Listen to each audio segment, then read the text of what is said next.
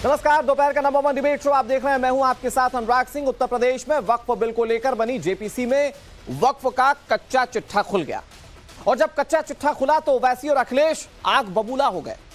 सवाल यह कि क्यों? सवाल इस बात को लेकर भी कि क्या योगी के पास वक्फ की मनमानी के पुख्ता सबूत हैं और अब मोदी क्या इसी बजट सत्र में वक्फ की मनमानी के खिलाफ कानून ले आएंगे?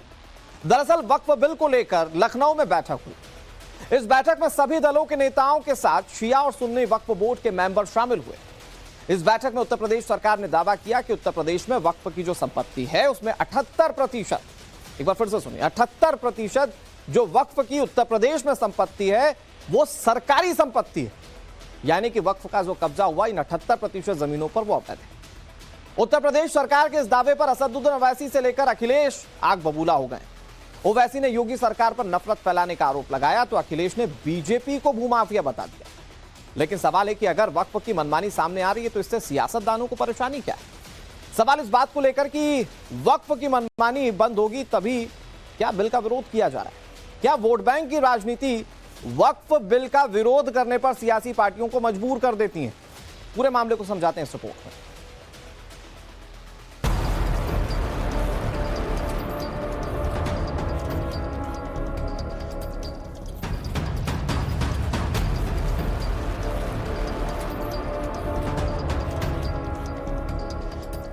वक्फ अधिनियम बिल को लेकर लखनऊ में ज्वाइंट पार्लियामेंट्री कमेटी यानी कि जेपीसी की बैठक हुई। जेपीसी चेयरमैन जगदंबिका पाल की अध्यक्षता में यह बैठक बुलाई गई थी जिसमें सभी दलों के सांसद और उत्तर प्रदेश सरकार के मंत्री शामिल हुए। शिया और सुन्नी धर्म गुरु भी बैठक में मौजूद रहे। इस बैठक में उत्तर प्रदेश सरकार ने वक्फ की मनमानी को लेकर बड़ा दावा किया है। यूपी सरकार ने दावा किया कि उत्तर प्रदेश में अलग अलग वक्फ बोर्ड के पास करीब 14,000 हेक्टेयर जमीन है, लेकिन 11,700 हेक्टेयर जमीन सरकारी है जिस पर वक्फ बोर्ड का कब्जा है। सरकार के मुताबिक इसमें से 78% जमीन सरकार की है जिस पर जबरन कब्जा किया गया है। यूपी सरकार के मुताबिक 58,000 वक्फ संपत्तियां श्रेणी 5 और 6 की हैं। श्रेणी 5 और 6 में सरकारी और ग्राम सभा की जमीनें हैं। इतना ही नहीं, सरकार ने दावा किया कि आवास विकास, एलडीए और एएसआई की जमीन पर भी वक्फ ने कब्जा जमा लिया है। रिपोर्ट में यहां तक कहा गया है कि लखनऊ का छोटा इमामबाड़ा, बड़ा इमामबाड़ा और बेगम हजरत महल पार्क जैसी जमीनें उत्तर प्रदेश सरकार की हैं। उत्तर प्रदेश सरकार के इस दावे पर असदुद्दीन ओवैसी आग बबूला हो गए। ओवैसी ने उत्तर प्रदेश सरकार के दावे पर सवाल उठाए और सीएम योगी आदित्यनाथ पर निशाना साधते हुए कहा कि उनका काम नफरत फैलाने का है। उत्तर प्रदेश में जितनी वक्फ की प्रॉपर्टीज हैं उसको सरकार के ऑफिसर खुद सर्वे करते हैं और सर्वे करने के बाद जब रिपोर्ट लिखते हैं चीफ सेक्रेटरी को तो सरकार उन प्रॉपर्टीज को गजट इशू करके गई थी कि वक्फ की प्रॉपर्टी है। वो कैसे इस तरह की बात करते हैं? तो सिर्फ और सिर्फ नफरत फैलाना इनका काम है और वही काम कर रहे हैं। जितने भी वक्फ प्रॉपर्टीज उत्तर प्रदेश में है उसका गजट नोटिफिकेशन किसने इशू किया? आपने तो इशू नहीं किया, हमने तो इशू नहीं किया, सरकार ने इशू किया। अब सरकार अब इशू कर रही है तो फिर वो बताए कैसा वो गलत हो रहा है। सरकार ही खुद इशू कर रही है और सरकार के इशू के ऊपर गजट होता है। और उत्तर प्रदेश में 95% वक्फ प्रॉपर्टीज जो है वक्फ बाय यूजर है। अब ये जो बिल आया है इस बिल में वक्फ बाय यूजर को आप निकालेंगे तो फिर उन प्रॉपर्टीज का स्टेटस क्या होगा बताइए?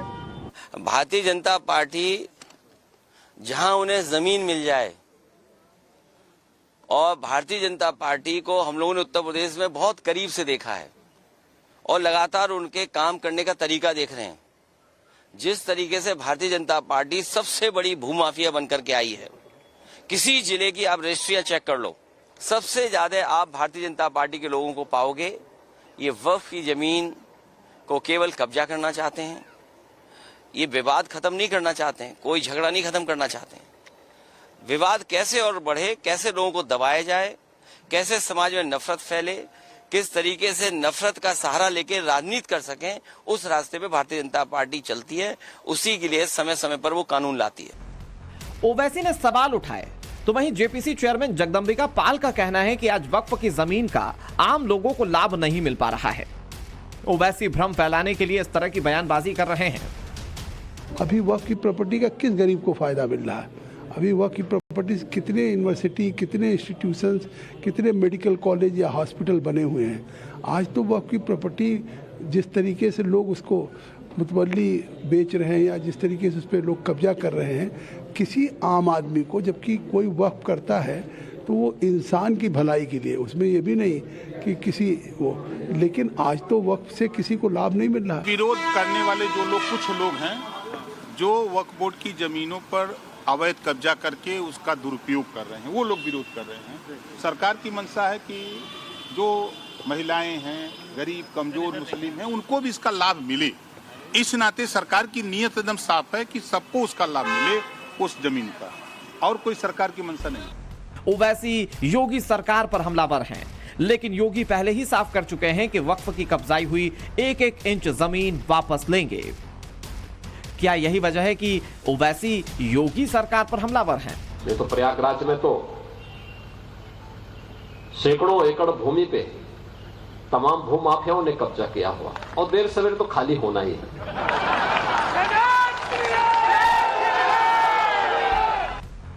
केंद्र सरकार वक्फ को लेकर अलग अलग राज्यों में बैठकें कर रही है। सारी बैठकों में बातचीत और सुझाव के बाद रिपोर्ट तैयार की जाएगी, जिसके बाद इसे संसद में पेश किया जाएगा। जगदंबिका पाल ने लखनऊ में हुई बैठक को सकारात्मक बताया और इसी बजट सत्र में बिल पेश होने का दावा किया। सवाल है कि उत्तर प्रदेश से लेकर देश के कोने कोने में कहां तक वक्फ के नाम पर अवैध कब्जे का धंधा चल रहा है। सवाल इस बात को लेकर भी कि कानून आने से वक्फ की भूमाफियागिरी बंद हो जाएगी, तो क्या सब इसीलिए विरोध किया जा रहा है? सबसे बड़ा सवाल यह कि वोट बैंक और तुष्टीकरण की राजनीति के लिए वक्फ के नाम पर भ्रम क्या फैलाया जा रहा है। Bureau report, times now, Navbharat. देखिए, वक्फ बोर्ड का गठन 1954 में हुआ था। वक्फ का अपने आप में जो मतलब है वो है परोपकार के लिए दिया गया धन, लेकिन वक्फ को लेकर कमेटी बनी। 1954 में ये बोर्ड बना, उसके बाद इसमें चेंजेस होते रहे और जिस तरह से अथात शक्तियां इसको दे दी गई, कई बार इसकी मनमानियां देखने को मिली। कई आम लोग, कई लोग गरीब लोग इससे परेशान हो, और जब इसकी ताकत को कुछ सीमित करने की कोशिश की जा रही है तो कई सारी चीजें आ रही हैं सामने। कई राजनीतिक पार्टी खुलकर जो संशोधन हो रहा है उसका विरोध कर रहे हैं। और सवाल ये है कि फिर आज जो ये उत्तर प्रदेश सरकार डेटा सामने रख रही है वक्फ को लेकर, इसको लेकर क्या परेशानी? बातचीत करेंगे, कई सारे मेहमान जुड़ गए, उनका तारुफ आपसे करवा दे। हमारे साथ बीजेपी की ओर से एसएन सिंह जुड़ गए जो कि भारतीय जनता पार्टी के प्रवक्ता हैं। हमारे साथ जाने माने वरिष्ठ पत्रकार अवधेश कुमार जुड़ गए। हमारे साथ विजय राठी जी जुड़ गए जो कि समाजवादी पार्टी के प्रवक्ता हैं। हमारे साथ सैयद जवाद जुड़ गए जो कि राजनीतिक विश्लेषक हैं, और हाजी नजीम खान हमारे साथ जुड़ गए, पीस पार्टी के प्रवक्ता हैं। आप सभी मेहमानों का बहुत बहुत स्वागत है। मैं शुरुआत करते हुए बहुत छोटा सा सवाल एसएन सिंह जी आपसे, और चाहता हूं कि जवाब छोटा दें ताकि मैं फिर दूसरे अपने मेहमानों से बात करूं और सैयद जवाद जी से बात करूं। सर, क्या आप लोगों ने, या यूं कहिए कि जो वक्फ को लेकर जो आंकड़े उत्तर प्रदेश सरकार की ओर से जारी किए गए, जो प्रशासनिक अधिकारियों ने सामने रखे, क्या इसके जरिए आप लोगों ने आईना दिखा दिया वक्फ का? आप लोगों ने बता दिया कि क्यों वक्फ बोर्ड को सीमित करना नियमों के तहत जरूरी है?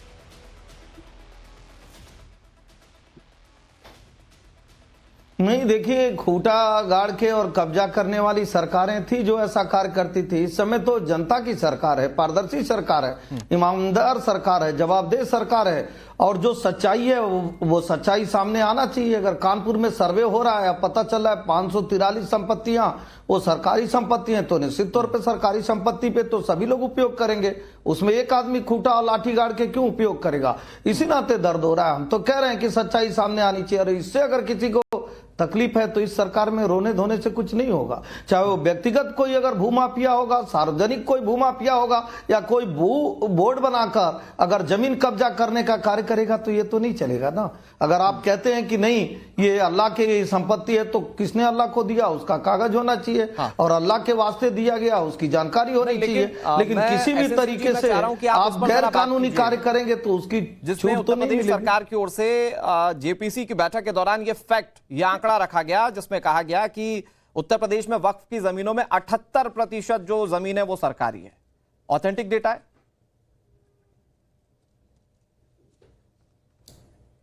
जी बिल्कुल बिल्कुल। आप देखिए अभी कानपुर में सर्वे कराया गया और एक छोटा सा उसमें एक एग्जाम्पल दिया गया कि 1989 में सरकार रहती है कुछ लोगों की और उन्होंने एक कानून पारित कर दिया कि जितनी नजूल की जमीन है, जो सरकारी जमीन है, जो चारागाह की जमीन है, उन जमीनों का पैटर्न चेंज करके और वक्फ का कर दिया जाए। और जांच में ऐसा पाया गया तो ऐसी जमीनों को क्यों किया जाएगा भाई? वक्फ का एग्जाम्पल के तौर पे वक्त तो बना ही इसीलिए है कि वो अल्लाह के वास्ते अल्लाह वाले दान करेंगे। जो सरकार की जमीन है वहां नहीं जाएगी। दूसरा एक एग्जाम्पल आपको दूंगा, मथुरा में छाता एक गांव है, वहां का खसरा संख्या 108, वो व्यक्तिगत जमीन होती है, उसको समाजवादी पार्टी की सरकार में 1081 करके वो वक्त को दे दिया जाता है। तो इस तरह से बहुत सारे कार्य हुए हैं जो मनमानीपना कुछ सरकारों ने किसी को खुश करने के लिए किया है। वर्तमान की सरकार पारदर्शिता से देख रही है, जो वक्त की संपत्ति है उसको मिले, जो नहीं है वो नहीं मिले। 2010 में आगरा का ताजमहल भी लोगों ने ये बताया था कि वहां पर मंदिर ही 1500 साल पुराने। वक्फ बोर्ड का गठन हुआ 1954 में, मंदिर 1500 साल पुराने, लेकिन वक्फ बोर्ड कह रहा था कि पूरा का पूरा गांव हमारा है। और ना सिर्फ उस गांव पर बल्कि उसके आसपास के तकरीबन 16-17 गांवों पे दावा किया था वक्फ बोर्ड ने। ये तमिलनाडु की घटना है। लेकिन सैयद जवाद भाई, सरकार यही तो कह रही है कि वक्फ संशोधन बिल जरूरी ही इसलिए है ताकि वक्फ की मनमानियां रुक पाए, ताकि ये जो 78% सरकारी जमीन पर वक्फ अपना दावा करता है वो वक्फ ना कर पाए। इस बार तो आंकड़ों के साथ आप लोगों को काउंटर करने की कोशिश की गई एक तरीके से कि क्यों जरूरी है वक्फ संशोधन बिल। जी अनुराग भाई, बहुत बहुत धन्यवाद आपको और आपके सभी दर्शकों को मेरा जय हिंद, जय संविधान। देखिए क्या है, भारतीय जनता पार्टी उद्योगपतियों के लिए काम करने वाली पार्टी है जी। और वक्फ बोर्ड में संशोधन वो इसलिए कराया जा रहा है क्योंकि वो अपने चंद उद्योगपति मित्रों को इसका फायदा पहुंचा सके। उदाहरण मैं आपको देता हूं। आप देखिए योगी आदित्यनाथ जी अपने ही एक डिपार्टमेंट के खिलाफ उसको ये बता रहे हैं कि ये भू माफिया डिपार्टमेंट है। वक्फ बोर्ड किसके अधीन आता है? उसके अंदर जो कर्मचारी हैं, जो उनको सैलरी जाती है, वो कहां से जाती है? देखिए आज जो वक्फ के नियम है उसके मुताबिक सरकार वक्फ बोर्ड में इंटरवीन नहीं कर सकती और नए संशोधित कानून के तहत सरकार इंटरवीन कर पाएगी और इसी संशोधन को तो आप लोग विरोध कर रहे हैं। एक सेकंड, अब आप देखिए अनुराग भाई क्या है, मुझे अनइंटरप्टेड मौका दीजिए बोलने का। जैसे जहां डाउट था मैंने वो क्लियर करने की कोशिश की। नहीं, मैं आपको बता दूं, वक्फ बोर्ड किसका है? वक्फ बोर्ड भी इसी भारत का है ना। इसी भारत के संविधान के अंदर वक्फ बोर्ड को भी हक दिए गए हैं या नहीं दिए गए? अब सरकार जो आई है वो अपने मनमानी तरीके से काम करने जा रही है। देखिए बड़े पढ़े लिखे व्यक्ति हैं। मैं कह रहा हूं कि मुझे इस बात का जवाब दीजिए कि अगर वक्फ बोर्ड देश के दूसरे संस्थानों की तरह, दूसरे ट्रस्ट की तरह या बोर्ड की तरह, ऐसा ही है जवाब भाई, तो देश के किसी दूसरे बोर्ड में क्या किसी के पास ये अधिकार है कि उस बोर्ड में सारे व्यक्ति उसी धर्म के रहेंगे पर्टिकुलर के? किसी में है क्या? उसको चैलेंज करने का अधिकार सिविल कोर्ट में होता है क्या? दूसरे बोर्ड को होता है, वक्फ को नहीं है। सिर्फ वक्फ के लोग ही उस मामले को सुनते हैं सर। और जिस जमीन पर हाथ रख दिया वो जमीन वक्फ की हो जाएगी। ये कानून है वक्फ का, ये दूसरे किसी ट्रस्ट के लिए नहीं है सर। अनुराग, मैं आपके चैनल पे आप लोग एक ही टेप रिकॉर्डर सरकार का झूठ प्रोपेगेंडा क्यों चला रहे हैं? कितनी बार मैंने आपके मैं तो कानून के हिसाब से बात कर रहा हूं। सही है जवाब भाई, इतने अनभिज्ञ या इतने कम पढ़े लिखे तो आप नहीं हैं। मैं तो कानून के हिसाब से बात कर रहा हूं सर। झूठ फैला रहा है, मुझे अच्छा सच बताइए जल्दी बताइए जी। एक छोटा सा मैं आ रहा हूं, एसएन सिंह जी आ रहा हूं। एसएन सिंह जी बस 10 सेकंड बोल ले फिर मैं आ रहा हूं। ठीक है जवाब भाई आपका वक्त लगभग। अरे भाई ये टेप रिकॉर्डर एसएन सिंह जो है ये रुकता नहीं आदमी भाई, इसको रोकिए। दूसरी मैं सबसे बड़ी बात कह रहा हूं कि ये आप गलत इंफॉर्मेशन फैला रहे हैं कि वक्फ बोर्ड के अंदर सारे अधिकारी जो है वो मुसलमान ही है। ये झूठ है। दूसरी सबसे बड़ी बात है कि वक्फ बोर्ड को लेकर के आप जो है जहां वक्फ बोर्ड ने हाथ रख दिया वो वक्फ बोर्ड, भैया वक्फ बोर्ड को लेकर के हाई कोर्ट सुप्रीम कोर्ट जाया जा सकता है। एक बड़े भारतीय जनता पार्टी के सर, लेकिन हमारे देश में दीवानी खास के लिए सिविल कोर्ट है। वो सिविल कोर्ट का रास्ता तो वक्फ बोर्ड के मौजूदा नियमों के हिसाब से बंद है ना सर। और फिर तारीख पे तारीख देश तो कई बार देखता आया है। सुनिए, ये अगर वक्फ बोर्ड दावा करता है तो इसका केस कहां चलता है? ट्रिब्यूनल में चलता है ना। तो ट्रिब्यूनल जो है, ट्रिब्यूनल में तो बैठे आपके सरकार किसने कहा आपसे झूठ बोला? फिर आपने देखिए फिर यही अच्छा, झूठ है। अच्छा, ठीक है। आपने फिर झूठ बोला। ओके जवाब भाई, सही है जवाब भाई, एक सेकंड, सही है जवाब भाई, एक सेकंड। एसएन सिंह का एक सवाल, उसके बाद मैं अवधेश जी आपके पास आ रहा हूं दूसरे मेहमानों के साथ। एसएन सिंह जी प्लीज जल्दी सवाल पूछिए, फिर सही है जवाब भाई जवाब देंगे। भाग रहे हैं, भाग रहे हैं। कोई अरे सर कहाँ बैठते हैं? अरे सही है जवाब भाई, एक मिनट सही है जवाब भाई। टीवी स्क्रीन अगर देख रहे हैं आप तो देखिए मैं वहीं का वहीं बैठा हुआ हूँ और उन्हीं सवालों के साथ बैठा हुआ हूँ, कहीं नहीं भाग रहा। मैं स्टूडियो में ही हूँ, यहीं बैठा हुआ, मेरी आवाज आप सुनिए। तो जवाब सुनिए, ये आपने आरोप लगाया कि सारे वक्फ बोर्ड के अंदर ट्रिब्यूनल के अंदर मुसलमान बैठते हैं। एक सेकंड सही है जवाब, एक मिनट एसएन सिंह जी, एक मिनट, सही है जवाब भाई जवाब दे रहे हैं, सही है जवाब दी, जल्दी प्लीज जल्दी। अब जो संशोधन उस अच्छाई के लिए हो रहा है, क्योंकि पहले की सरकार वो अच्छाई के लिए संशोधन नहीं की, उसने कहा कि हम अच्छाई के लिए संशोधन करेंगे, लेकिन उन्होंने खुश करने के लिए संशोधन किया। संशोधन भी कैसा किया कि अगर मौलाना कह देता है कि एसएन सिंह की जमीन हमारी है तो एसएन सिंह को सिद्ध करना होगा कि ये जमीन उनकी है। मैं एक छोटा सा एग्जाम्पल दूंगा, मैं एक एग्जाम्पल दूंगा भैया, आपको तकलीफ भारत के लोगों से होगा। अगर आप चाहते हो कि भारत की भूमि हम अपने धर्म के लिए लें तो धर्म के आधार पर देश का बंटवारा हो गया है। धर्म पे अगर देश चलाना है, धर्म के हिसाब से कानून चलाना है तो एक देश आप ले चुके हैं, इस देश में धर्म अच्छा एक मिनट नहीं चलेगा। ओके एसएन सिंह जी, सही है जवाब भाई, एक minute please, let's not make it khichdi, इसको खिचड़ी नहीं बनाते। ओके एसएन सिंह जी, सही है जवाब भाई, सही है जवाब भाई, एक मिनट, सही है जवाब भाई, मैं पूरा वक्त दूंगा आपको, जवाब देना है। नजीम भाई भी बैठे हुए हैं, एसएन सिंह जी भी बैठे हुए हैं और विजय राठी भी बैठे हुए, सबको जवाब देना है सर। एक मिनट प्लीज स्टॉप, किसी की आवाज नहीं जा रही। ओके एक मिनट ओके ठीक है, मैं अवधेश जी आपके पास आता हूं। अवधेश सर, नियमों को लेकर, क्योंकि आप बहुत वरिष्ठ हैं, आपने बहुत करीब से देखा है, सरकार के संशोधन पर आपने काफी चर्चाएं की। एसएन सिंह जी प्लीज थोड़ा सा वक्त मुझे दे दीजिए, मैं फिर आ रहा हूं आपके पास लौट के। अवधेश जी, तो क्या वक्फ के ट्रिब्यूनल में सारे वक्फ के लोग नहीं होते? क्या गैर हिंदू भी वक्फ के ट्रिब्यूनल में है?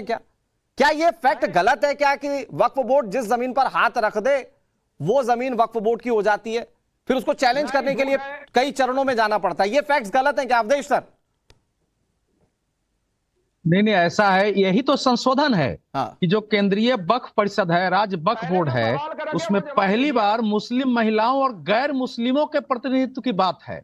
अभी तक कानून के अनुसार इनमें गैर मुस्लिम नहीं हो सकते थे। अरे सुनिए भाई, आपको नहीं मालूम है, बीच में जवाब ऐसे ही बोलते हैं। उसमें सुनिए, तीसरा ये हुआ है कि अब जो सर्वे अधिकारी होंगे वो डिस्ट्रिक्ट मजिस्ट्रेट होंगे या भू राजस्व अधिकारी होंगे।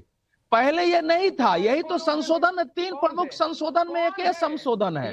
और धारा 40 जो जिस भी संपत्ति पर वक्फ दावा करेगा, वक्फ अगर नोटिस जारी कर देता है कि हमारी संपत्ति है तो आपको साबित करना है, वो वक्फ की संपत्ति घोषित कर सकता था। ये जो है महत्वपूर्ण संशोधन उसमें होने जा रहे हैं। तो इसलिए जब्बात जी जो बार बार बात करते हैं सही जवाब भाई, आऊंगा आपके पास, वक्त दूंगा। अगर यही होता तो संशोधन में ये पंक्ति क्यों डालनी पड़ती भाई कि मुस्लिम महिला, सुनिए, मुस्लिम महिला और नॉन मुस्लिम भी इसके मेंबर होंगे। एक सेकेंड, इसके सर्वे के अधिकारी कलेक्टर राजस्व अधिकारी होंगे। थर्ड, वहां के सांसदों को भी जिला के वक्फ बोर्ड में प्रतिनिधित्व मिलेगा, वो किसी भी कास्ट का, किसी भी धर्म का हो। ये सारे संशोधन उसमें करने पड़े हैं और बाकी ये बोलते रहते हैं, जब बात बोले उससे अपना कोई मतलब नहीं है। फैक्ट मुझे इतनी ही जानकारी है। ठीक है रिप्रेजेंटेशन है वक्फ बोर्ड के अंदर, सही है, जवाब को बोलने दीजिए। ठीक है, ऑलरेडी है। वक्फ बोर्ड की सुनवाई हाई कोर्ट और सुप्रीम कोर्ट में होती है। एक उद्योगपति का घर जो है मुंबई में, वो वक्फ बोर्ड की जमीन पर ऐसा दावा करा गया, उसका बाकायदा हाई कोर्ट के अंदर केस चल रहा है। आप क्यों भ्रम फैलाते हैं कि वक्फ बोर्ड के अंदर जितने भी लोग होते हैं, ट्रिब्यूनल के अंदर लोग बैठे हुए हैं वो मुसलमान ही होते हैं? क्यों झूठ बोला जा रहा है? आप लोग क्यों झूठ बोल रहे हैं? सुनिए, वक्फ बोर्ड किसका है? वक्फ बोर्ड किसके अंदर में आता है? वक्फ बोर्ड किसके अंदर में आता है? ठीक है सैयद भाई, अब जवाब सुन तो लीजिए। सही है जवाब भाई, बोलेंगे ये नहीं चल पाएगा। जवाब सुनिए। ठीक है अवधेश सर, प्लीज इनके सवालों का जवाब दे दिए, फिर मैं दूसरे मेहमानों के पास जा रहा हूं। Sir please. सवाल का जवाब तो दिया ही नहीं जा सकता है क्योंकि ये जबरदस्ती करे। मुझे ये बता दे, देश में 30 वक्फ बोर्ड है, किसी में भी एक हिंदू सदस्य हो तो बता दे। 30 वक्फ बोर्ड अभी भारत में काम कर रहे हैं, किसी में भी एक गैर मुस्लिम हिंदू सदस्य हो तो बता दे कहीं की फलाने जगह है। अब चूंकि सरकार ने हस्तक्षेप किया है, क्यों होगा? तो जाके वो डालना शुरू हुआ है। सुनिए जरा, ऐसा है मंशा क्या है? क्या डालना चाहते हैं? नहीं, सुनिए। तो इसीलिए जो आवाज उठाई जा रही है कि भाई क्या मंदिरों में आप मुसलमानों को अरे भाई वक्फ बोर्ड जो है ना इस्लामी संस्था नहीं है। वक्फ बोर्ड सरकार के कानून के द्वारा बनाई गई संस्था है।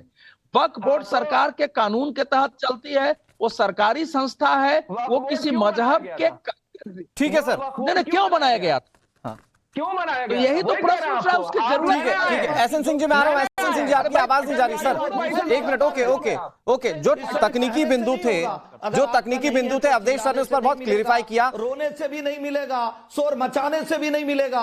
अनुराग जी इनको ठीक है एसएन सिंह जी, प्लीज जल्दी से अपनी बात करिए, जल्दी से। ये सरकार ऐसी है कि आपको रोने धोने से कुछ नहीं देने वाली है। अगर आपका नहीं है तो नहीं होगा। मैं एक छोटा सा सवाल सैयद जवाब से पूछ रहा था, उसका जवाब ही नहीं दे रहे हैं भाई। 1954 के बाद 91 में संशोधन होता है, 2014 में संशोधन होता है, और दोनों संशोधन आपको खुश करने के लिए होता है, सरकारी जमीन को कब्जा करने के लिए होता है। आज का जो संशोधन है वो पारदर्शिता से सरकारी जमीन को वापस लेने का संशोधन है। आपको तकलीफ क्यों हो रही है? ठीक है sir. Okay SN Singh ji, Syed Jawad जी की आवाज प्लीज बंद कर दीजिए। ओके एसएन सिंह जी, मैं रोक रहा हूँ आपको। सैयद जवाद जी प्लीज, सैयद जवाद जी, सबके मौके पर आप नहीं बोलेंगे। सैयद जवाद भाई, आपके वाकई में आपके सवाल आपके लिए बिल्कुल फैक्टफुली होंगे, लेकिन सबकी बारी पर आप नहीं बोलेंगे। सैयद जवाद भाई प्लीज थोड़ा सा वेट कर लीजिए। अब समाजवादी पार्टी के प्रवक्ता का नंबर है, फिर पीस पार्टी के प्रवक्ता भी आप ही की तरह बात करेंगे। तो दोनों प्रवक्ता बचे हुए हैं, वो आप ही के फेवर की बात करेंगे। सैयद जवाद भाई आप सुन लीजिए, बीजेपी को जवाब देना होगा इसके बाद। ओके राठी साहब, संविधान से चल रहा है। राठी साहब मुझे एक बात बताइए, सरकारी दावा जिसमें दावा किया जा रहा है, देखिए सरकार जो आंकड़े, आप लोग भी सरकार में रहे, सरकार जो दावे या जो आंकड़े पेश करती है बहुत ऑथेंटिक मानकर चलते हैं हम लोग भी, आप भी। तो सरकार जो आंकड़े पेश कर रही है उसमें यह पता चलता है कि 78% वक्फ बोर्ड की उत्तर प्रदेश की जमीन जो है वो सरकारी जमीनों पर है।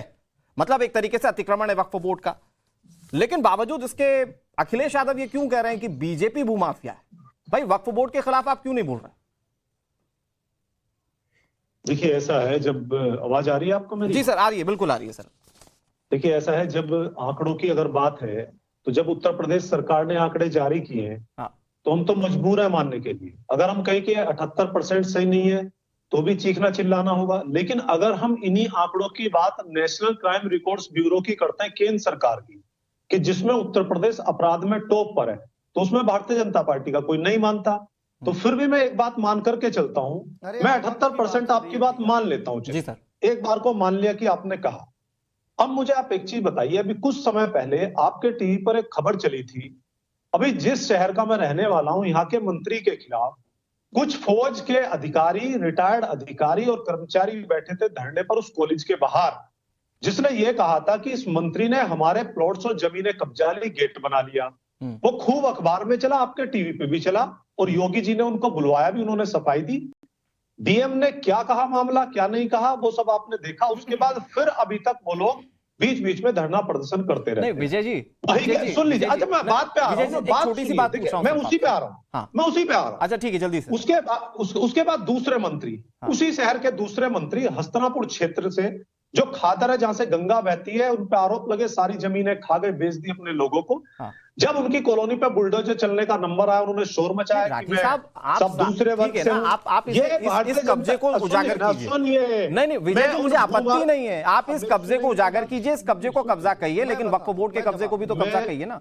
उस पर तो एक बार भी नहीं कहा आपने। वो 70% जमीन जो कब्जाई गई है, जो सरकारी जमीन पर वक्फ दावा कर रहा है, उस पर भी तो बोल दीजिए एक बार राठी साहब। अच्छा उस पे बोलूंगा, लेकिन आप इस पे क्यों नहीं बोलने देना चाहते? जब उसका जवाब एसएन सिंह साहब देंगे। असल में देखिए दो बातें, एक तो आज मुद्दा वक्फ का है, दूसरा जवाब बीजेपी को देना है। मेरा सवाल वक्फ को लेकर है। भाई आप पर आरोप लगते हैं कि चूंकि आप अगर वक्फ के खिलाफ बोल देंगे तो मुस्लिम वोट बैंक छिटकने का डर है आपको, इसलिए आप वक्फ पर कभी बोल नहीं पाएंगे। वक्फ के कब्जे पर विजय राठी या समाजवादी पार्टी नहीं बोल पाएगी, ये लोग कहते हैं। सही बोलेंगे, किसी चीज का डर नहीं। मैं आ रहा हूं ऐसे सिंह, जवाब आप ही को देना है। तीसरा पूर्व विधायक जो एग्रीकल्चर यूनिवर्सिटी की जमीन कब्जाने में फंसा है भारतीय जनता पार्टी का, उससे मुक्त करा लीजिए।